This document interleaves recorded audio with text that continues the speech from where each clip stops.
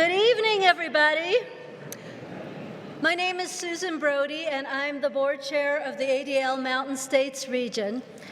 And it's been 4 years since we've been together in person for this event, so I am thrilled to welcome you all to ADL's 42nd annual Governor's Holocaust Remembrance program.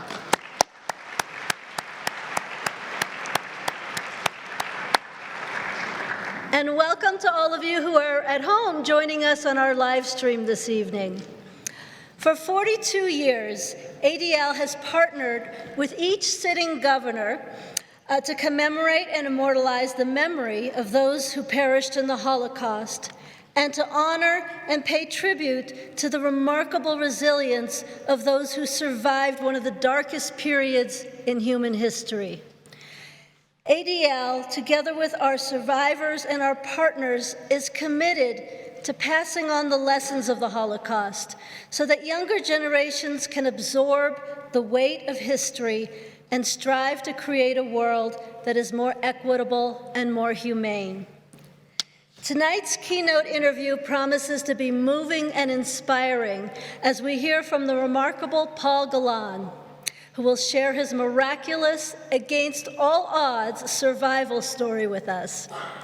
Paul and his wonderful wife, Judith, who I learned last night were high school sweethearts, have traveled from New York to be with us tonight, and we are so honored to have them here. Paul, we can't wait to hear your story in a little later in the program.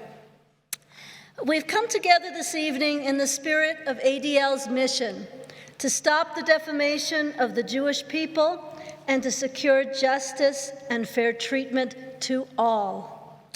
The Holocaust is a stark reminder of the unfathomable depths of inhumanity that were perpetrated by the governments of many countries. Therefore, we're especially honored to have Colorado Lieutenant Governor Diane Primavera join us tonight as a testament to the critical importance of remembering and educating present and future generations about the atrocities of the Holocaust. The Lieutenant Governor's presence serves as a powerful reminder of our shared responsibility to ensure that the lessons of history are never forgotten. Lieutenant Governor Primavera is serving her second term as Colorado's 50th Lieutenant Governor. A lifelong Coloradan and a longtime Broomfield resident, Lieutenant Governor Primavera was part of Regis University's first graduating class of women and received a master's degree in vocational rehabilitation counseling from the University of Northern Colorado. Prior to her role as Lieutenant Governor, she worked as CEO of Susan G. Komen, Colorado, and served 8 years in the state legislature, representing Broomfield, Superior, and parts of Erie and Westminster. Throughout her service, the Lieutenant Governor has been highly regarded for her success working across the aisle to pass legislation advocating for people with disabilities, expanding access to health care, and supporting Coloradans' access to quality cancer screenings and treatment. Please join me in welcoming Lieutenant Governor Diane Primavera to the podium.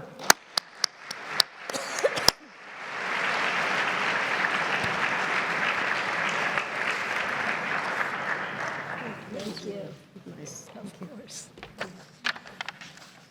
Well, thank you, Susan, and good evening, everyone. My name's Diane Primavera, and I have the great honor of serving as Lieutenant Governor of Colorado alongside Governor Jared Polis. Governor Polis and I are united by the mission to create what we call a Colorado for all, a place where everyone, regardless of their background, their religion, their disability, their age, or how they identify, can thrive. There's power in coming together. Religious leaders, elected officials, survivors, descendants, students, and seniors. There's power in moments of silence, just as there is power in sharing stories and remembering, even when it's hard. As time makes the events of the Holocaust more distant, we all must strive to ensure that these stories of resilience and courage live on, long after those with first-hand accounts have left us. As author and Holocaust survivor Elie Wiesel wrote, For the survivor who chooses to testify, it is clear. His duty is to bear witness for the dead and for the living.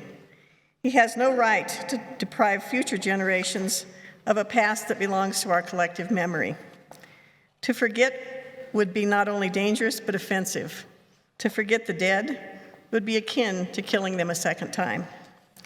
That's why education is so important and why the Polis Primavera administration has been committed to ensuring our children and grandchildren can learn about and learn from those tragic events, giving them the tools they need to stand up in the face of injustice. It is our duty to educate our children about their own responsibility to stop hate and bigotry and celebrate our diversity. In 2020, Governor Polis signed House Bill 1336, Holocaust and Genocide Studies in Public Schools. And I think I saw Senator Foster here, who was a big part of that, Senator Foster. This law ensures that Holocaust and genocide education studies are taught as part of an existing course in Colorado's public school system. We know there's already important work being done by Colorado's teachers to ensure that the next generation of students understand the horrors of the past and how to prevent such horrors again in the future. This legislation builds upon that work and provides a resource bank for teachers, schools, and school districts across the state to access so they can determine the best curriculum for their students. Because part of the lesson is how shockingly common religious and ethnic violence is, and how easily fear and hateful language can target a particular group of people. Hate and prejudice is not innate, it is learned through society, culture, community, even family and friends, even sadly in political leadership. That's why it's our responsibility to foster a society of inclusion. The vision of a Colorado for all is for every person, and we must work together to make it a reality. We've seen a concerning rise in anti-Semitism over the past few years, and ADL has played a critical role fighting that hate and tracking these incidents to protect all Coloradans. So I want to thank you for your time this evening. I would particularly like to thank our survivors here with us today for your courage and your stories. May you all be well and filled with peace. Thank you.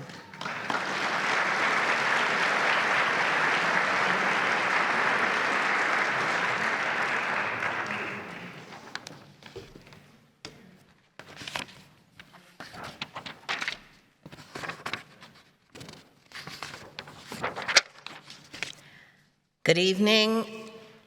Thank you, Lieutenant Governor Primavera, for those inspiring remarks and for joining us tonight. My name is Cece Lowinger, and I'm a co-chair of tonight's program, an ADL Mountain States Regional Board member, and the daughter-in-law of Holocaust survivors Andy and Irene Lowinger, both of blessed memory. In addition to the Lieutenant Governor, we are so grateful to have many distinguished public officials with us tonight, including Consul General of Japan, Mikami, who's here in Denver, Secretary of State Jenna Griswold, and State Treasurer Dave Young. All of you are leading us toward a more respectful and secure society, and we appreciate your presence.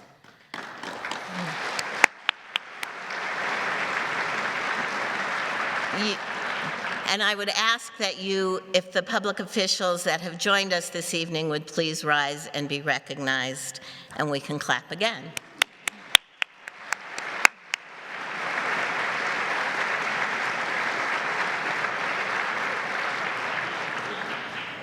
Governor Polis is traveling, and we'll hear some videotaped remarks from him a little bit later in the program. At this time, we'd also like to recognize all of the generous sponsors that have underwritten this event and made it possible for us to gather here tonight. Thank you to the Curtis Lesher family, the Feiner Family Foundation and Michael and Debbie Feiner, MB Glassman Foundation, Jewish Colorado, the MDC Richmond American Homes Foundation, and the University of Denver. Thank you all to our sponsors.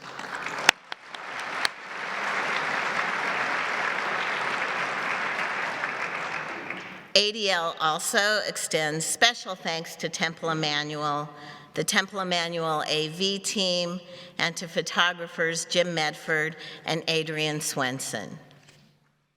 At this time, I'd like to acknowledge those who have worked so hard to make this event possible. Each member of ADL's dedicated regional staff has played a vital role, including Regional Director Scott Levin, Senior, yeah, he definitely deserves the applause. Senior Associate Director and producer of tonight's program, Sue Parker Gerson. Senior Associate Director Jeremy Shaver,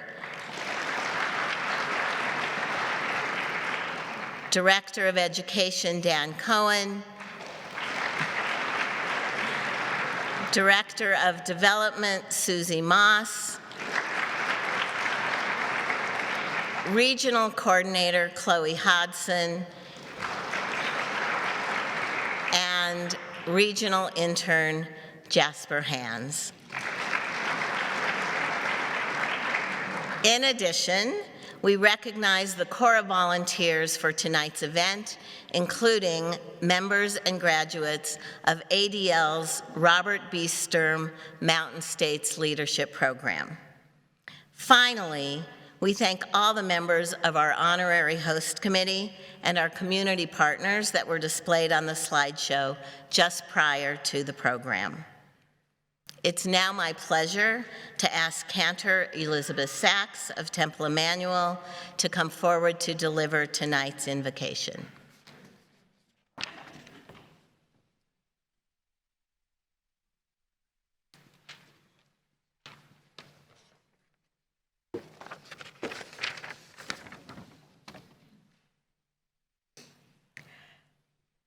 Eloheinu ve'Elohe avotenu ve'imotenu. Our God and God of our ancestors, we gather tonight to remember all those who perished in the Holocaust. Our fathers and mothers, our sisters and brothers, our leaders and teachers, our neighbors and children, the named and the unnamed, whose lives were cut off by brutal, vicious, cunning, and calculated violence. We pray tonight that they find peace in the world to come. Eloheinu ve'Elohe avotenu ve'imotenu, our God and God of our ancestors, we gather tonight to remember the survivors, those who have since passed away, and the countless numbers of our people who have died at the hand of malice in every generation. We remember the works of their hands and the messages of their hearts. We pray tonight that their memories will forever be a blessing. Eloheinu ve'Elohe avotenu ve'imotenu. Our God and God of our ancestors, we gather tonight to remember and to pray for the future. We pray to you, Adonai, our God, please put an end to anger, hatred, and fear. Lead us to a time when no one will suffer at the hand of one another speedily in our days. May the memories of all who faced these horrors be sanctified with joy and love, and let us say, Amen. Good evening. On behalf of the Rocky Mountain rabbis and cantors and the entire leadership here at Temple Emanuel, it is an honor to welcome you all here tonight once again. Each year, in whatever way we gather, this gathering, this moment of coming together as a community brings weight and depth and a sense of solidarity to a very emotionally difficult day. On this day, we acknowledge both our ultimate vulnerability and the power that we have cultivated around memory and legacy. And so on this day, I thank you, each of you, and all of you, for continuing to bring yourself into this holy space. I thank you not only as a member of the clergy and as a member of the Jewish people, but I also thank you as a person whose family was intimately impacted by the Shoah. Yesterday, my 11-year-old son, who's sitting over there with one of his classmates, commemorated Yom HaShoah with his class and school at Denver Jewish Day School. And to that ceremony, he brought a picture of his great-grandmother, my husband's grandmother. It is a picture of herself that she had in her pocket the day she was arrested by the Nazis and brought to a detention center before being deported to Auschwitz. And while I've known her story for many years now, this year, I really noticed the picture. Because this year, I could so clearly see in the face of my son that his eyes are her eyes, and his cheekbones are her cheekbones. Her story, her legacy of everything that she survived is literally written on his face. And so tonight, I welcome all of you and thank you for being here, for honoring her memory, and for enabling us all to say with the strength of our whole community, never again. At this time, it is my great pleasure to introduce Regional Director Scott Levin.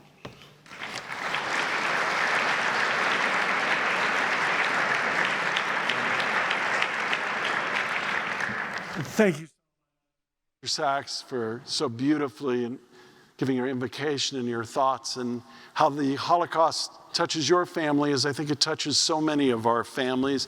And Lieutenant Governor Primavera, thank you for framing this evening just so wonderfully. As you heard, Governor Polis is out of touch and out of being able to be here tonight as much as he wanted to, and sent us this message, if you'll watch your screens. Good evening. Thank you to ADL Regional Director Scott Levin, Holocaust survivor Paul Gollin, and the Colorado Holocaust survivors and their family members who are here with us tonight, and everyone who's joining us for the 42nd Annual Governor's Holocaust Remembrance Program. This program is a partnership between the Anti-Defamation League Mountain States Region and the Governor of Colorado that dates back to 1982. The strength of this partnership over the last 40-plus years is a testament to the fact that while anti-Semitism and hate are sadly still prevalent and on the rise, we continue to loudly proclaim that there's no place for it here in our state, and we will not allow anti-Semitism to become normalized. As Colorado's first Jewish governor, this partnership is personally meaningful to me. Both myself and First Gentleman Marlon Reese have had family members who could be with us today, or their descendants, were it not for the horrific events of the Holocaust. That's also why I'm proud to work on so many important initiatives with the Anti-Defamation League, whose 110-year-old mission is to stop anti-Semitism, secure justice and fair treatment for all. And these values resonate not only with our family, but with families across Colorado. Two important components of tonight's program are Holocaust education and recognition of survivors. In July of 2020, I signed Colorado's first Holocaust and Genocide education law, ensuring that beginning next year, all students in our state's public schools will learn about the horrors of the Holocaust and other genocides. Lessons about the Holocaust also extend beyond the classroom and teach students the need for justice, critical thinking, skills, and alliance building. Tonight, ADL will honor the winners of the Tribute to Moral Courage student essay contest, students who wrote about the crucial role that ordinary people play in standing up for one another. These future leaders will make our state and our world a better place for all. Thank you for joining us tonight to honor the survivors and the memory of those who perished. I'm proud to proclaim with you, never again.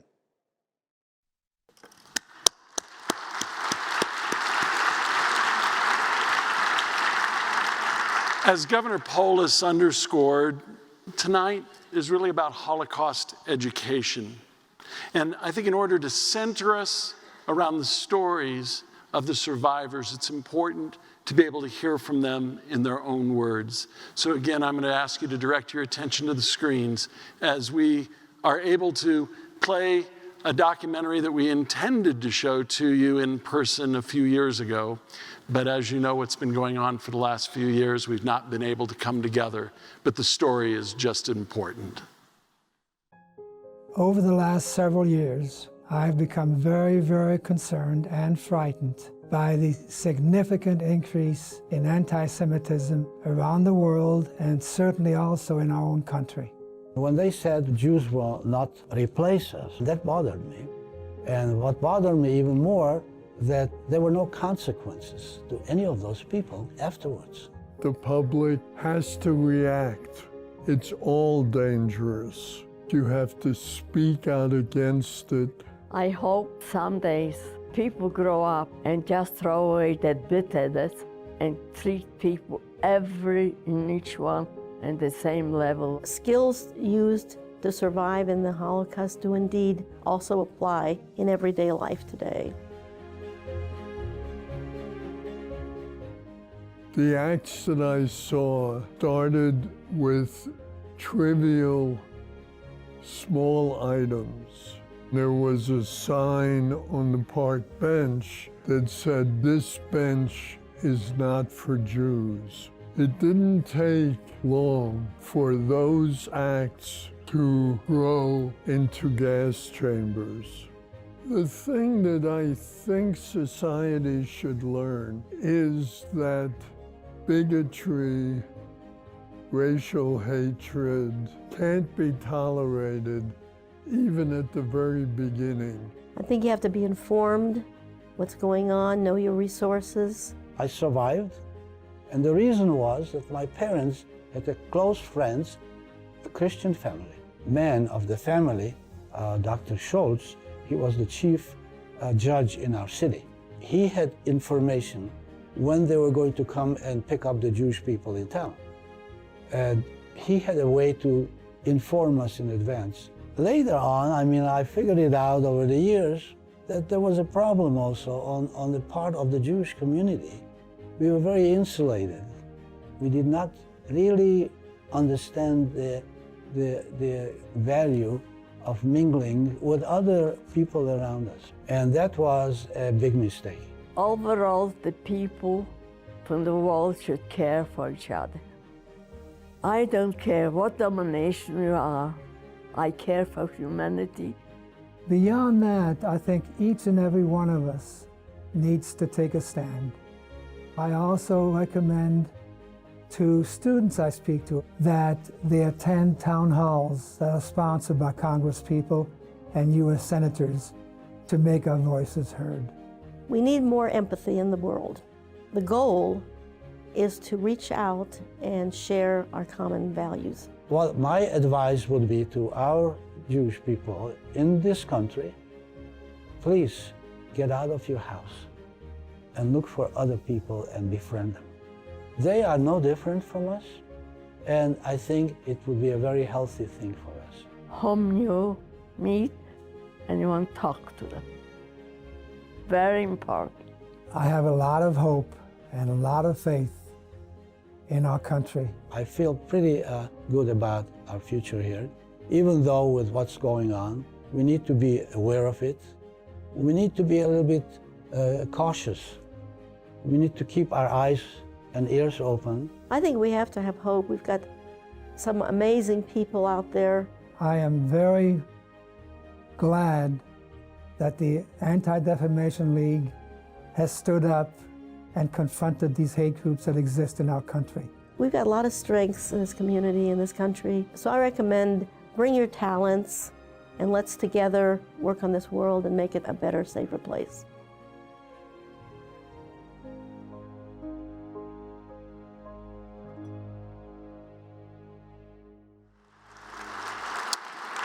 I want to thank our current board chair, Susan Brody, who through her hard work and that of her company Family Legacies video produced this video that you just saw.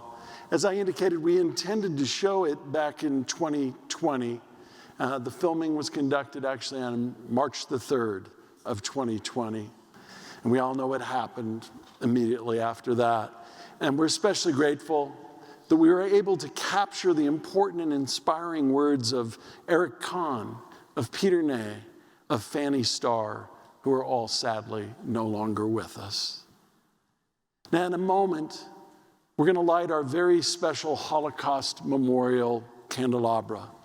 Its 6 candles represent the 6,258,673 Jews whose lives were lost in the Holocaust. We also recognize the impact of the Holocaust on those that, despite the efforts of the Nazi regime, survived the Shoah, as well as the impact on you, their children, of survivors, and the impact on all of us. At this time, I'd ask that any member of the Colorado survivor community that wishes to do so, please come up front to the bema, to the stage up here, to participate in the candle lighting as you are able.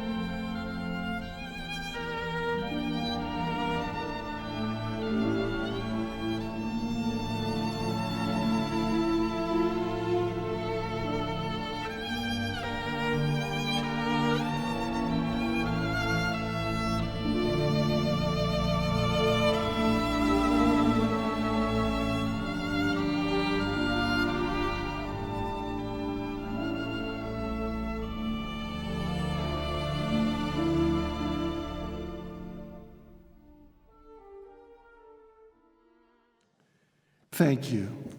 And now, as we prepare for the memorial prayer that marks this hallowed evening, I want to remind people, please don't clap at this point. Let's refrain from any applause.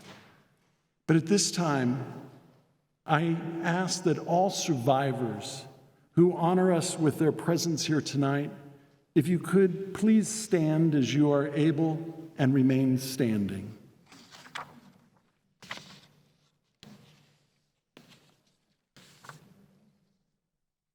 If you're a child of a Holocaust survivor, I'd ask that you please stand as you are able and remain standing.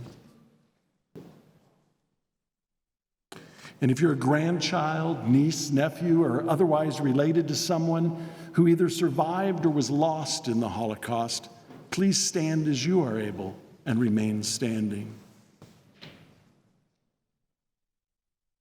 Finally, I ask that the rest of us stand as we are able in memory of those that were murdered and in solidarity and support of those that survived the Holocaust. As I ask Chazan Moshe Kornfeld, cantor of Congregation Rodef Shalom, to please come forward to chant the El Mali Rachamim memorial prayer. The Hebrew prayer will be followed by the English translation.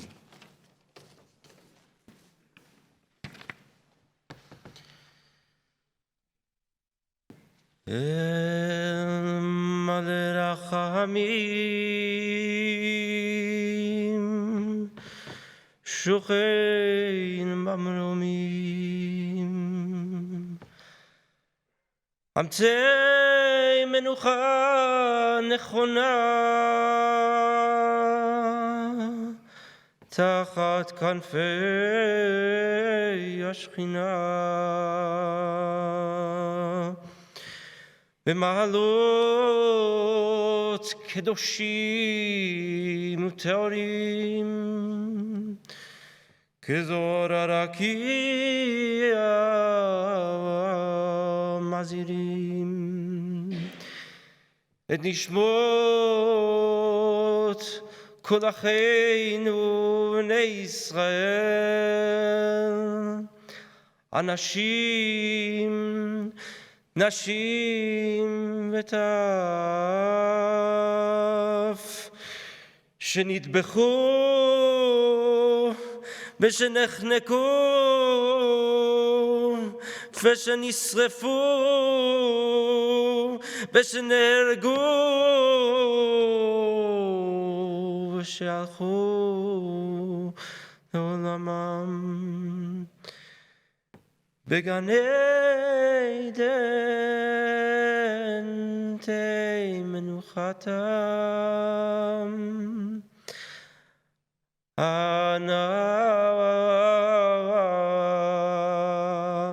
בעל הרחמים הסתירם בסתר כנפיך לעולמים וצרור בצרור החיים את נשמותיהם אדוני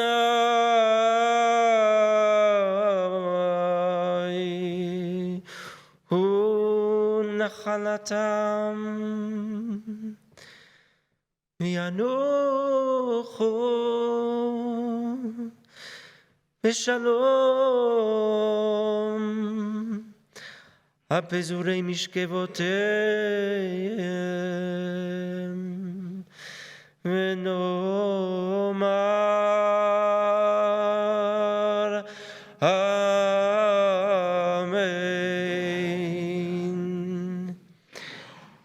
El Malay Rachamim, exalted, compassionate God, grant infinite rest in your sheltering presence among the holy and pure to the souls of all our people, the men, women, and children of Israel, who were slaughtered, who were gassed, who were burned to ashes, who were wrenched out of this world, and who have now gone to their eternal peace in your eternal embrace.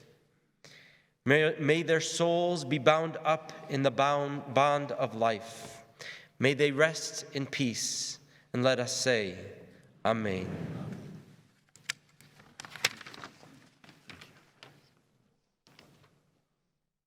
You may be seated. Thank you, Razan, for that beautiful rendition, and thank you to all the clergy that join us here tonight, rabbis, cantors, and others, and a special heartfelt welcome to Cantor Kuttner, our surviving cantor who himself sings and chants the El Mali so beautifully. It's said that killing one man is murder, but killing millions is a statistic. So when we talk about 6 million, that number is almost unfathomable. And it stands as an icon that almost separates us from the actual 6,258,673 individuals who were killed during the Holocaust. These were grandparents, they were fathers, their mothers, brothers, sisters, uncles, aunts, and 1.5 million of them were children. These are people whose stories will never be told. The music that they've created will never be heard. The paintings that they weren't allowed to paint will never be seen. But beyond that, these are hands that will never be held. These are hugs that will never be embraced. These are kisses that will never be exchanged. These souls were lost forever. Now, most of us, when we think about the Holocaust, we think of it at its height. We think of the horrific murders and how they were conducted. In January of 1942, at the Wannsee Conference, they came together to come up with a final solution to the Jewish question. And their answer of that final solution was to murder all Jews that lived in the lands controlled by the Nazis. And they damn near got away with it. 2/3 of all Jews in Europe were killed. That was 1/3 of all Jews in the world. And they did it in the most horrific and awful ways. What started off as shooting people at the top of ravines that they were forced to dig became ways to what their architects and engineers came up with, the so-called showers, where they dropped the Zyklon B pellets. And then in order to burn the evidence, they created these crematoria that they were so hot that they not only burned the flesh off of the bone, but they burned the bones themselves. But the question is why? We know that there are thousands of years of history that has led to anti-Semitism or Jew hatred that's there. We know that in Germany they suffered from after World War I and their economy was in turmoil and all these things. But what would motivate people to hate someone so bad that you'd want to exterminate them and all people that were like them? Well, I suggest to you that what the Nazis did, they were clever about it. It didn't start with bullets or the gas chamber. It started with words. It started with the dehumanizing of the Jewish people, comparing them to rats and to other vermin. Then you graduated up to institutionalizing laws to segregate Jews, to keep them out of certain businesses, to keep them from living in certain places. And eventually you make them wear yellow stars. And then by the time you get to killing them, it just is part of it. And to me, the most telling time was on November 9th into the morning of November 10th of 1938. You'll know that as Kristallnacht, the night of broken glass. You see, the leaders at that time of the Nazis told their paramilitary thugs, the brown shirts, to go out and vandalize the homes of Jews and businesses and their synagogues. And they did such a good job, they broke out all the windows, and therefore it became known as Kristallnacht, or the night of broken glass. But what did the Nazis do after that? Very little. They waited to see how the fellow countrymen in Germany would respond and how the fellow people of the world would respond to this. And it wasn't as if this was hidden. You can go back and you can see there were banner headlines in newspapers across the United States. But the reality is they did very little. They were indifferent to what had occurred.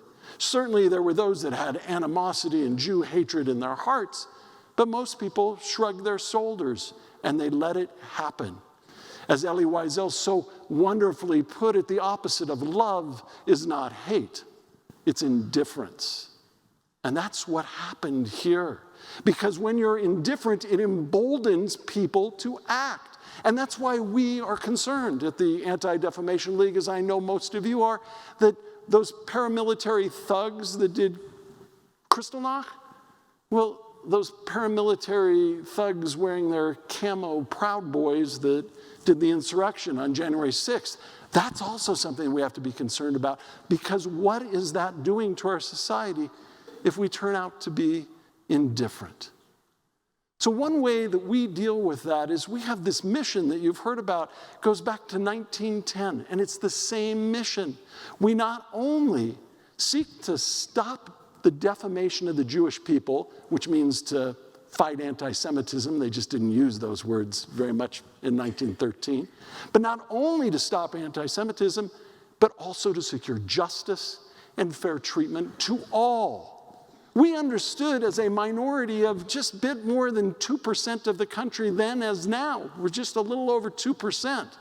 We can't do this alone. It takes a whole of society Part of it is Holocaust education. What we're doing here, what the governor, the lieutenant governor, the legislators, and the others that are here have helped us do. We need to learn these lessons and repeat them for people. But the other thing we need to do is to speak out whenever and wherever anti-Semitism, racism, homophobia, xenophobia, or any of those things exist. I just ask people to remember the Jews count too. So let's not forget when there's anti-Semitism that it needs to be something that we speak out against. So having this mission that we have, I appreciate you all being here tonight, your support of the ADL and this mission, and more importantly, the memory of the Holocaust tonight as we memorialize Yom HaShoah. I ask you all to stand up against indifference. I ask you all to work to secure justice and fair treatment to all. Thank you.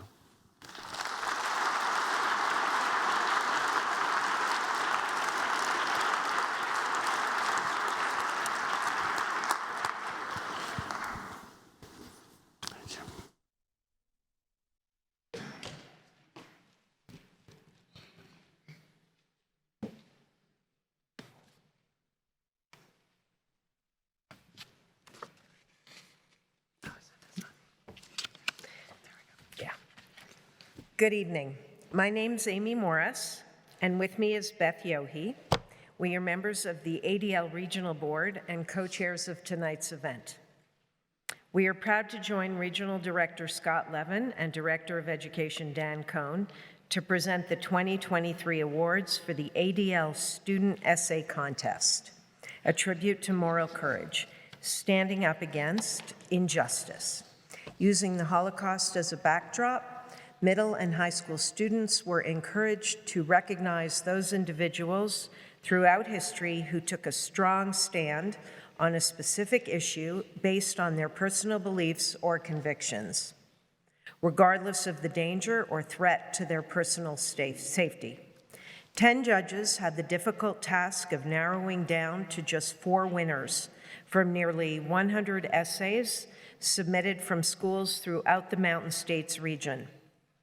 The judges determined that these 4 students stood out, not only for their writing and research, but particularly for their personal reflections on how extraordinary examples of moral courage by individuals during the Holocaust and other times in history impact their own actions today. We also thank the participating educators for guiding their students to write, research, and reflect on their own lives throughout this process. We encourage everyone to read the full essays that are on our website or click the QR code on the flyer available at the registration table. As students receive their awards, please direct your attention to the accompanying slides with their name, school, grade, and essay title. That's you. Up there? Yeah, you. Scott Levin and Dan Cohn will now present the students with their awards. I ask that each student come up when your name is called and that all students please remain on the stage after they accept their awards for some photographs. Do I need to say that? Yeah. Vanessa Arribas and Melanie Rake are in person. Kasha Chen and Gabrielle Spriggs are joining via live stream.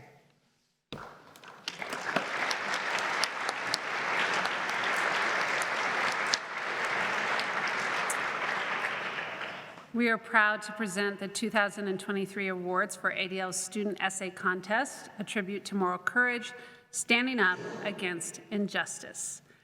And I'll just say I was one of those 10 readers, so it's a special honor to get to meet some of the students in person and congratulate them. In the grades 7 through 9 division, our first place winner is Gabrielle Spriggs from Holy Family Catholic School in Grand Junction, Colorado. Gabrielle's winning essay on Wilma Mankiller is entitled The Secret to Success. Gabrielle is joining via live stream.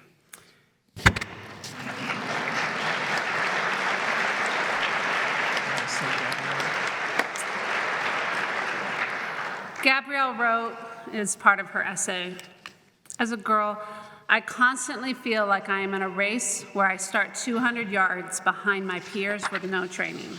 There's no manual on how to navigate a world that doesn't have an even playing field. As the underdog, there are only revolutionary stories like Wilma Mankiller's.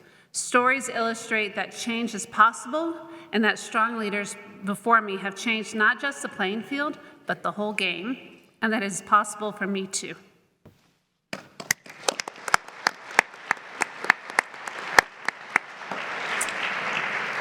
Our second place winner in the grades 7 through 9 category is Kasha Chin from Peak to Peak Charter School in Boulder, Colorado.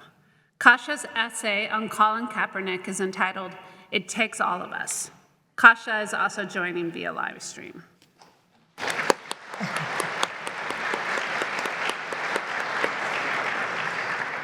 Kasha wrote, "I'm a 13-year-old girl who loves football ecstatically. I realized that the NFL behaved more like a bystander as opposed to an upstander, which unfortunately harmed Kaepernick's cause and his football career. This obvious disconnect led to an epiphany from me that it truly takes all of us to make a difference in the world. As individuals, we must make small changes to our lives to create a more just and equal society."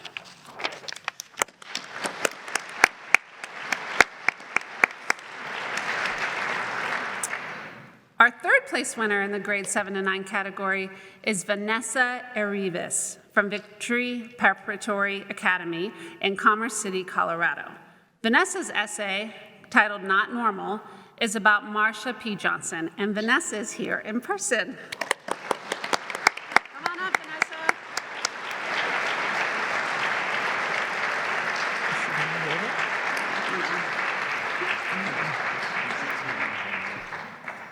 Vanessa wrote, "I've been surrounded by fairy tales with a princess and prince, knights in shining armor, and been made to think liking the same sex is just not normal. Marsha P. Johnson has inspired me to feel confident in my style. Her moral courage and borderline confidence have helped me realize that being, quote, not normal is normal."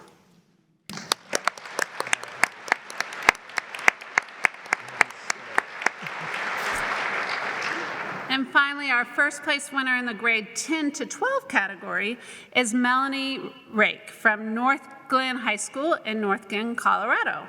Melanie's essay is entitled "The White Rose and Moral Courage," and Melanie is also here in person.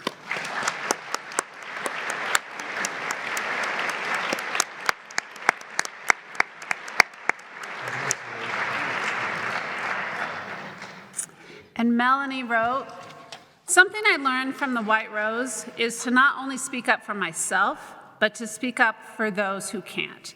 We each have a voice, and we each decide on how it's going to be used. I've learned that I can use my voice to stand up for not only what I believe in, but what others around me believe in too. Standing up for my beliefs and voicing them could lead to impacting people and their lives positively."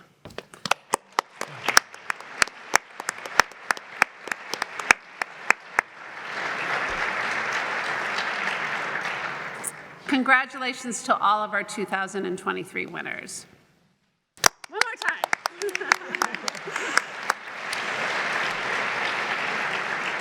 And we hope that these stories continue to teach us about the importance of moral courage. Please join me in congratulating not only these students, but also their teachers and families, many of whom are here tonight or with us via live stream, for guiding them to reflect on those that came before them and what it means to stand up against injustice.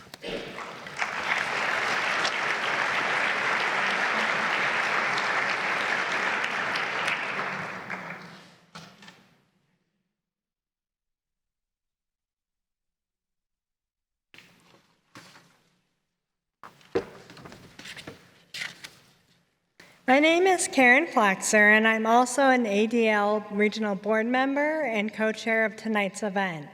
It is my honor at this time to introduce our featured guest, Holocaust survivor Paul Galán. Paul grew up in the former Czechoslovakia.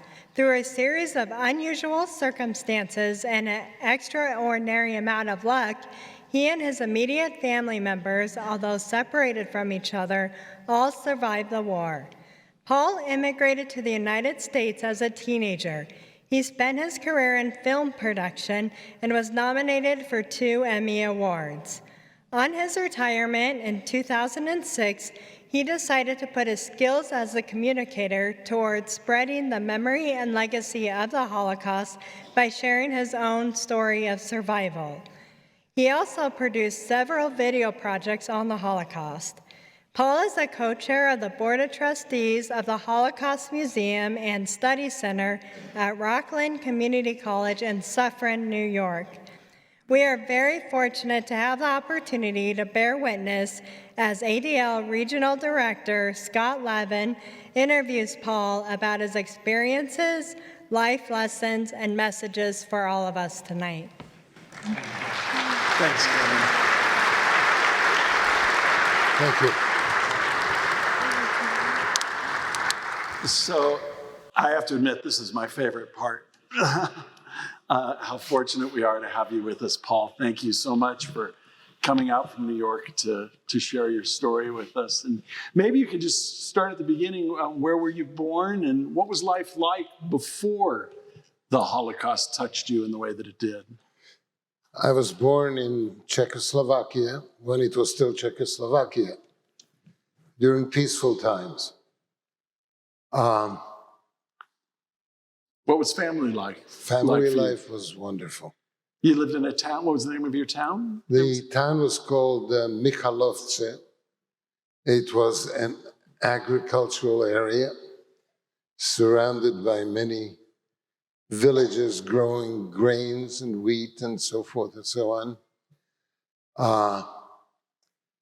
It was a relatively peaceful area. Were there Jews and non-Jews that lived in There there? were Jews and non-Jews, absolutely. Yes. What was your father's business at that time? My father was a grain merchant.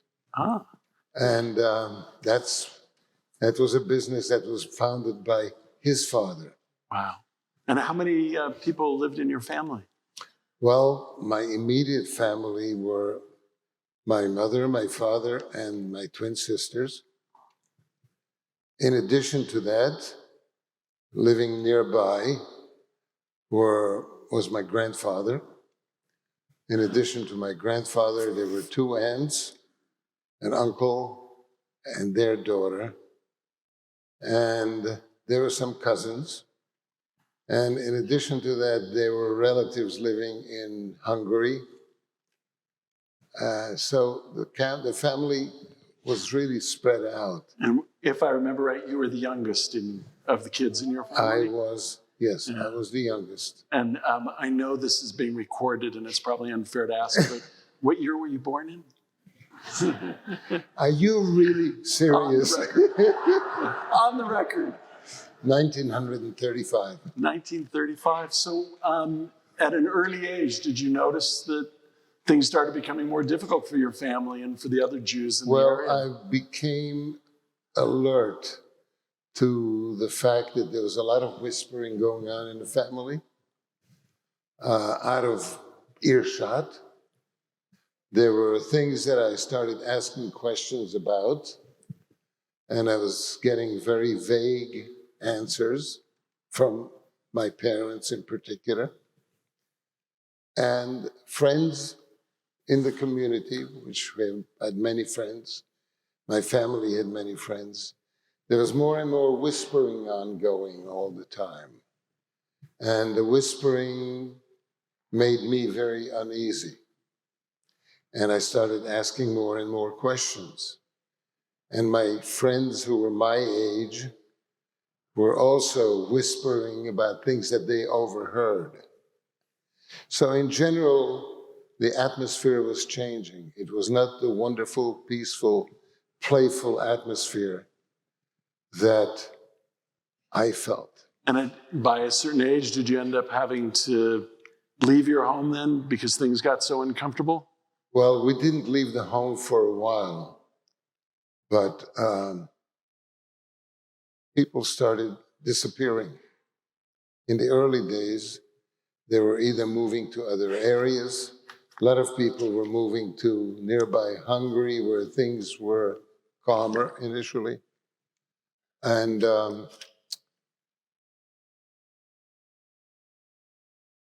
schools became, well, I was not in school yet. I was in kindergarten, but my two sisters were in schools, and many of their friends were in the same schools, and they were sensing and understanding much more of what was happening. And what was happening, the word Jew or Jews became a key part of the conversations. So the comfort level that I felt and the innocence that I enjoyed was changing, because there was much more serious talk. There was much more whispered conversation. And at some point, did you end up, the family have to take some action as a result of that? Well, it was very gradual. Yes, my father and my mother were talking about where could we move to, but there was no place to really go. The only country, going to America became impossible. My mother had a sister and brother-in-law living in New York since the 1930s. So there was talk about going to America, but getting a visa was difficult, if not impossible. It was a very strange time. Now, your father had a big business, as I know, that was there. He did. Was that business eventually taken away from him? Yes, it was. How did that come about? Well, the way it came about was that the government, which by that time became a totally pro-Nazi government under the thumb of Nazi Germany, so to speak, and Jewish businesses were being confiscated and handed over to non-Jewish citizens who, for all intents and purposes, were gaining something for nothing.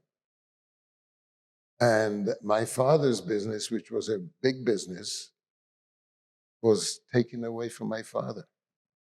So what did the family do? Well, my father was allowed to continue working in the business. Oh. Because he had years of expertise in the grain business. It required a certain amount of knowledge about seasons and grain products and different types of grains and what they were being used for, whether they were for human consumption or animal consumption, et cetera, et cetera, et cetera. My father knew all that. But your father now didn't own the business anymore, right? Well, he didn't own it, but he still enjoyed doing it.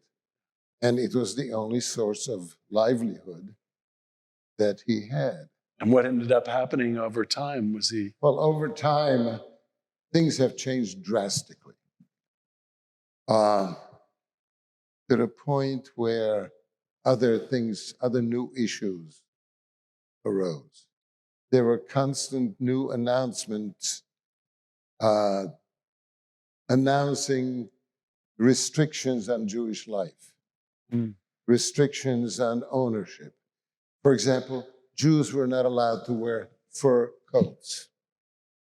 You could tell if someone used to have a fur coat because the collar of the coat used to be fur, but that piece of fur had to be stripped away. So they were walking out in the winter on cold days with only the lining showing on the coats. Yellow stars were suddenly instituted. And every Jew, except infants, had to wear a yellow star. Do you remember that? I do vividly. I was 6 years old, 5 or 6 years old, when a yellow star had to be worn by children my age. And that opened up a whole new well of pain and learning about what pain is and what hate was. Well, as a 5 or 6 year old putting on a yellow star, it marked you as being different than your neighbors. Absolutely. And not only different, but other kids who were not Jewish. And they would call you names out in the streets. They didn't have trouble identifying you because you had a big bright Exactly. yellow. And you were called different names. Dirty Jew. Why don't you die, Jew? Why don't you go to Palestine, ironically? That was one of the epithets, one of the curses that we were subjected to. And every once in a while, a gang of kids a little older than I was, or than my friends were, would gang up on us on the street. And there were street fights. And there was very little that we could do in response because ultimately we would get punished. And were you going to school then?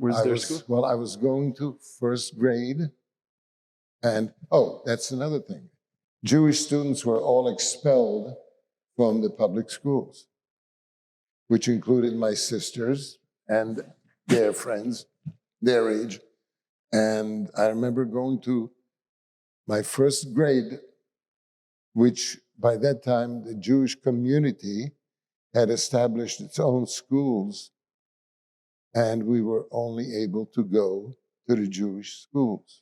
And how long were you able to stay in your house and in the community? Well, as a matter of fact, we were evicted from our house pretty early because the local government decided that they needed a bigger place for the gendarmes and there was also a militia established by the government, which was a purely pro-Nazi militia to deal with the Jewish community.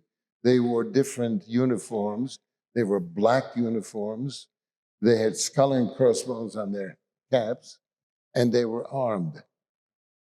And they could stop people on the street without any rhyme or reason and question them, and sometimes arrest them, and sometimes just beat them up in the streets.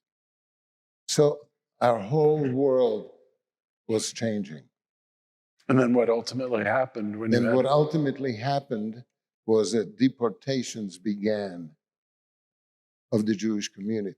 And these were deportations to places that we were not familiar with, but Poland was being mentioned all the time. And by that time, we would overhear and begin to understand. When I say we, young people, kids, we were beginning to get much more of a sense of what was going on. When elders were talking about such and such family disappearing during the night, and another family disappearing during the night, and then we would see these families lined up and being led through the town to the railway station, which was on the outskirts of the town, and the other Jewish people would follow them on the sidewalks to the train stations and watched people being loaded into freight trains, into cattle cars. And how did your family avoid that? Well, for a short period of time, my father was able to avoid it because of his profession, because of his business abilities. They needed him. They needed him. Yeah. And the new owner knew nothing about the things that were needed to be successful in the grain business. Right. So for a period of time, my immediate family, including ourselves, meaning my sisters and I, we were protected along with my father. And then what happened? But that did not last long. And then one night, in the middle of the night, there was pounding on our front door. We were all awakened out of a deep sleep, and we heard people outside the door yelling, "Open up, open up." The name of this militia force was the Hlinka Guard. So open up, it's the Hlinka Guard, open right away, open quickly. You're being taken away for resettlement. That was the euphemism that was being used, resettlement. Where did you go? Well, first we went to the local high school. where we were kept for several days, and we watched other people being brought in. Another thing that was most disturbing to me, being so young, to watch people getting beaten up by these gardists, especially the people who were Orthodox, people who wore black clothes, people who had long beards, people who had peyot. They would be picked out of the crowd and told to stand up and sing and dance. Especially the religious people, they didn't know any songs, any popular songs. They could sing Zmirot. Well, that was not what the gardists were looking for. So they started yelling and embarrassing these people and beating them up with their nightsticks, beating them up by kicks, because these guys all wore high boots,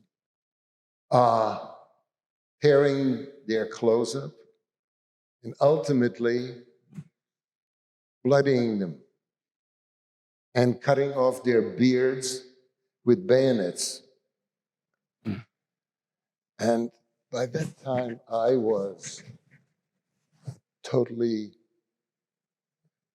panicked and frightened until the day when suddenly they came and they picked my father up and led him into the school building. I wanted to go with him, and they chased me back. And the rest of my family took me back. How old were you then? This was 1942. I was 7 years old. And when my father finally came out, he too was bloodied. And one time when I went into the school building to use the toilet, the walls in the bathrooms were covered with blood because of all the beatings that took place there. It was a very, very frightening time. To anybody, let alone a 7-year-old. Yeah. And then did they take you from the high school? Well, no, what happened was I had an uncle who was very well connected and knew a lot of the so-called officials in the community. He went to find out why we were taken away. And what he discovered was that the new owner of the business decided that he knew enough about grain and the nature of the grain business. So he went to the authorities and told them, I no longer need my Jew to be protected. Take him away. Which is why we were arrested. But my uncle did something incredible and courageous. He was a very elegant man. He wore spats, if you know what spats were. He had a pistol. And he dug out this pistol and put it in his pocket. I mean, this sounds like a fairy tale, but it's God's honest truth. And walked into town, into my father's office, and pulled a gun on the Christian owner and threatened his life unless he went back to the authorities and come up with an excuse and get my father freed. It was an unbelievably courageous act on his part. And on the third day of being incarcerated in the schoolyard, they suddenly called our name as they were lining the rest of the people up to be taken to the railway station. And they told us, you can leave. You can go home. Where did you go? We went back to our apartment.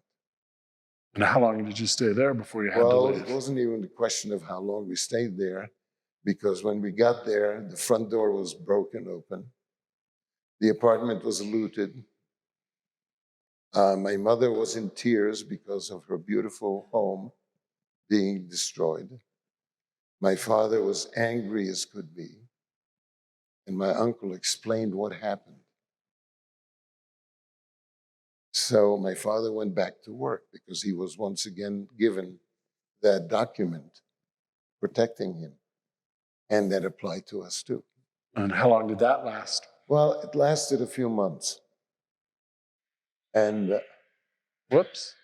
I'm sorry. Sorry. It lasted a few months.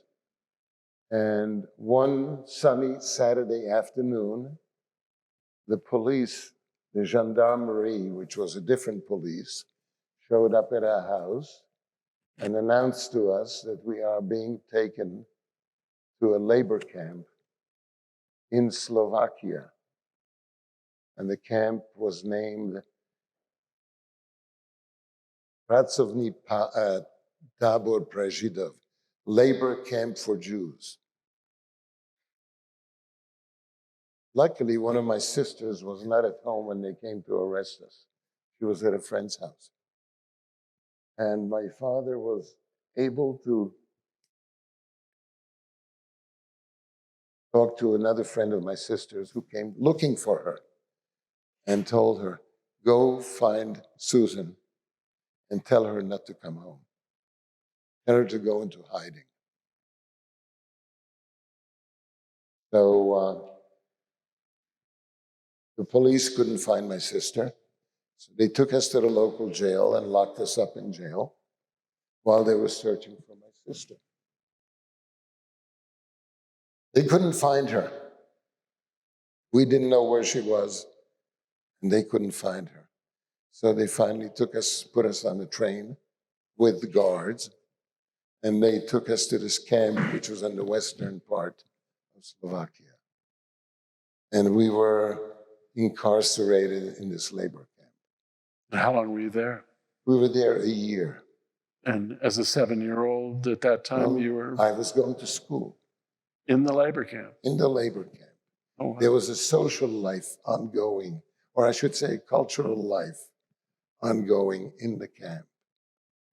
There was a lot of freedom. What we didn't know and didn't find out until much later was, thank you, sure, that camp was originally supposed to be a temporary place from where they would then ship people to Poland. Mm. They were not doing it anymore for some reason. Take a sip of the water. Thanks. So how long did... Boy, this climate here is difficult. You need to get that. That's good. How long did you all stay there? We were in that camp for a year. And then where did you go from there? Well, it wasn't a question of where did we go. It was a question of why we went where we went. Yeah. There was an uprising. There was an uprising by a certain portion of the Slovak population against the pro-Nazi government, which was supported by the Allies, who were dropping paratroopers and weapons into the countryside almost on a nightly basis. And there were people who joined these brigades of resistance fighters called partisans. And they started fighting the local army, which was not a very strong, powerful army. And for a while, so we were released from the camp. Wow. They opened the gates because they came to the camp and they just let us go free. So where did you go from there? Well, we went to a city called Banská Bystrica, which became the capital of democratic Slovakia. But it didn't last long because Germany sent very large numbers of troops into Slovakia, and they eventually crushed the uprising. No, in our short time left, can you tell, though, at some point you had to take on a false identity or false religion? Absolutely. And what happened? That was even that was between the release from the labor deportation until we were taken to the camp. And we had gone to, my father knew a lot of clergymen, and we became converted to Lutherans? To Lutherans in a nearby village. Except that my sister Susan, who was devout to her Jewishness, she refused to be converted. And the minister said, if I were you, I would be very proud of your daughter Susan. But even your conversion to Lutheranism didn't save you, did it? It didn't save us. Well, didn't save us from becoming converted until the government came out with a new decree stating that all Jews who had converted to Christianity past 1939 are still considered Jews and are still subject to the Nuremberg laws, and they are going to be subject to all the restrictions that were instituted. So at some point, I know your family got separated.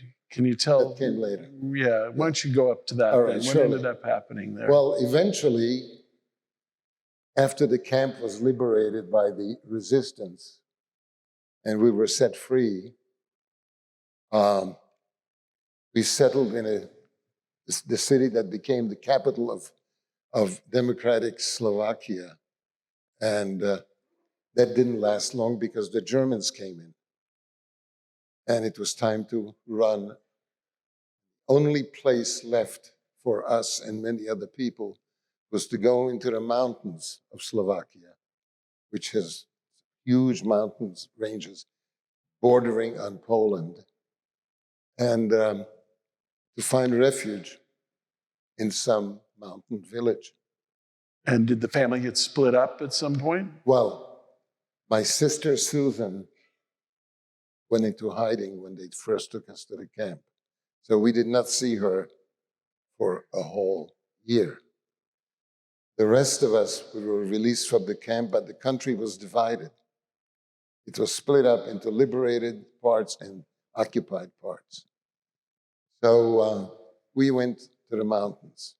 My father was able to obtain forged documents, and he was able to hide some money. And we, in the hope that we might be able to find a place that would shelter us. So we set out, this was late September of 1944, set out on the road, on foot, with hundreds of other people who had the same ideas. And we trudged down the roads, and the weather, it was getting worse and worse, early autumn, and sleeping in barns. And it took us on foot close to a week to reach the mountain ranges. And how long did you stay in the mountain ranges? Well, we got caught in a terrible storm when we got into the forest. My sister, Eva, my other sister, disappeared on us. There was a terrible rainstorm, lightning, thunder, just absolutely horrible. We had no adequate clothes for it. We did not have any raincoats or rain boots. We were soaking wet, going all through the night and not knowing where my sister had disappeared to. At one point, we stopped and were calling her name. People thought we were crazy because they kept going on. And finally, the morning came. The storm had ended. There was no sight of any other people except us, my mother, my father, and I. So we only have a couple of minutes, and I'm sorry. All right. So the separation, we ended up in a village where we were able to find shelter. There were no Germans in sight for a while. One morning we woke up and the village was crawling with German troops. And some really weird things happened. And I have to cut Yeah. I have to cut the story, really. But eventually your father was taken away from you. Well, eventually my father was captured and taken away from us. And where did he go? He went to a concentration camp called Buchenwald, Germany. But of course, we had no idea where he was taken. He was arrested. And another amazing thing happened prior to my father's arrest. In the middle of one night, there was knocking on our door, on the house's door. We were with this Christian family, peasant family. And so the owner of the house went to open the door, and there was an SS officer in there at the door, shining his flashlight into the house. These houses were very primitive. There was no electricity or other conveniences. Anyway, he walked into the house and went from each person who was in bed, shining the flashlight into their faces until he came to my mother. When he got to my mother, he said to my mother in German, he says, "I know that you can speak German because I know that you are a Jew. The villagers have turned you in. You, your husband, and your son. I came to tell you that we are leaving here at dawn. But in another day or two, there'll be another German troop contingent coming here. And they will not know about the fact that you are Jews. But the villagers will eventually turn you in again. And there be no one to protect you. I'm here right now to tell you to leave this village as soon as you can." An SS officer. An SS officer. It's just amazing to me the amount of circumstances that it takes for someone to survive. So in the 1 minute we have left here, your father went to Auschwitz, your sister... My father went to Bergen-Belsen, I'm sorry. Bergen-Belsen. You had a sister who we didn't know where she went. You found out she was with the partisans. That was one sister. My other sister had no knowledge of where she was. So the whole family was separated. It was separated. Only my mother and I remained together. So only in these last few seconds, because out of all this terrible tragedy and stuff that you had, tell the good news. Well, the good news was that a woman, a partisan, came to the house we were in, my mother and I, and started asking us various questions, which turned out that my sister Eva, the one who got lost in the storm, that she was found and rescued by the partisans, and she was now hidden by them in the mountains. And this partisan woman, the one who came to see us, told us that they are going to be keeping an eye on us to protect us if Germans come in again. And at the end of the war... At the end of the war, she told us to go over the mountains, which I have to add, over the mountains to the other side, which was already liberated by the Russians. So we and a group of other people who were hidden also in the village. And when you got back to your village eventually, who joined you? My sister Eva. And then did you find your other sister come out at the end? No. It wasn't until the war ended in May. And the war ended, she came back, and your father, who had been in a concentration camp? My father came back from this concentration camp. So through the... My other sister came back together with one of my aunts. They found each other in Bergen-Belsen. So the entire family. So my entire family was reunited. Thank you.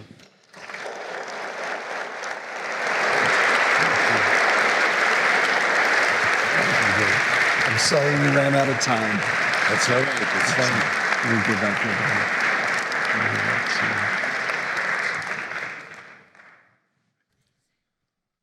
Amazing story. Thank you to Scott and to Paul for this truly important and inspirational conversation. We really appreciate you, and we're so fortunate to have all been with you tonight to hear it. My name is Sue Parker Gerson, and I'm a Senior Associate Director for ADL's Mountain States region. For nearly 10 years, I've had the privilege of producing the Governor's Holocaust Remembrance program. After having our past few programs only online, I cannot adequately express to you how grateful I am to be here in person with so many of you this evening. I'm also glad that we're able to offer tonight's live stream, watched by hundreds more at home, and this program is being recorded, and the recording will be available probably next week. Exactly 2 weeks ago, many of us were sitting at a Passover Seder. At the Seder, we start the story with the Israelites enslaved and facing genocide at the hands of Pharaoh and the Egyptian taskmasters. We are told that to engage properly in the Seder, we are required to experience it as if we ourselves went out of Egypt. By the end of the Seder, we are free. Tonight's trajectory is similar in that way. This evening, we remember the 6 million, and we have just heard from one very special survivor about his incredible escape to freedom. Now it's up to each one of us to tell the story. Thank you so much to Lieutenant Governor Primavera for her inspiring words and for being here with us tonight in person, to Governor Polis for video remarks since he could not be here with us, to the clergy, the participants, our wonderful co-chairs whom we heard from this evening, to our very generous sponsors, and to my friend Paul Gawan, whom I have gotten to know over the past several months, and most recently over the past few days. Thank you for coming all the way to Colorado with your wonderful wife, Judy, to share your story and yourself with us.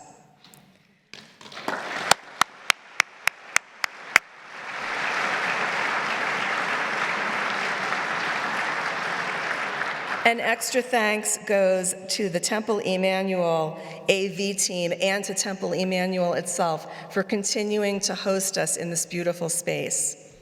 And congratulations to our essay winners. You can scan the QR code in the flyer that's inserted in your program to read the essays.